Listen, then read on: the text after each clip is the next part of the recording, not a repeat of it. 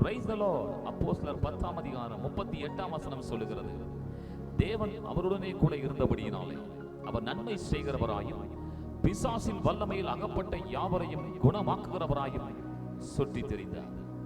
அன்புக்குரியவர்களே, இயேசுவானவர் தாம் வாழ்ந்த நாட்களில் தன்னுடைய பெயர் புகழுக்காக அவர் சுற்றி தெரியவில்லை.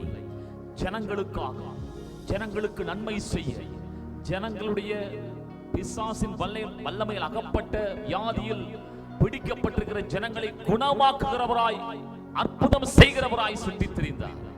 பிரியமானவர்களே, இது புது உடன்படிக்கையின் ஆசீர்வாதம். இயேசுவானவர் ஜனங்களுக்கு நன்மை செய்ய, ஜனங்களை விடுவிக்கும்படியாக அவர் சுற்றி திரிந்தது போல இன்றைக்கும் அந்த இயேசுவின் வல்லமை, வேதம் சொல்லுகிறது, அவர் நேற்றும் இன்றும் என்றும் மாறாதவர்.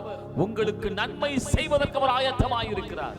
உங்கள் வாழ்க்கையில எப்பேற்பட்ட பிசாசின் பிடிகள், நீங்கள் சொல்லலாம், ஏதோ பில்லி சூனியமோ, ஏதோ விதமான செய்வினை கட்டோ, எந்த பிரச்சனை என்று அறியாதிருக்கிறோம். கவலைப்படாதிருங்கள். அன்றைக்கு பிசாசின் வல்லமையில் அகப்பட்ட யாவரையும் விடுவித்தவர் இந்த நாளிலும் உங்கள் வாழ்க்கையிலே காணப்படுகிற பிசாசின் வல்லமைகளை, தந்திரங்களை அவர் சிதறடிப்பார். அவருடைய வல்லமை அதை செய்யும். இது புது உடன்படிக்கையின் ஆசீர்வாதம். இந்த வார்த்தையின்படி கர்த்தர் நம்மை ஆசீர்வதிப்பாராக. ஆமென்.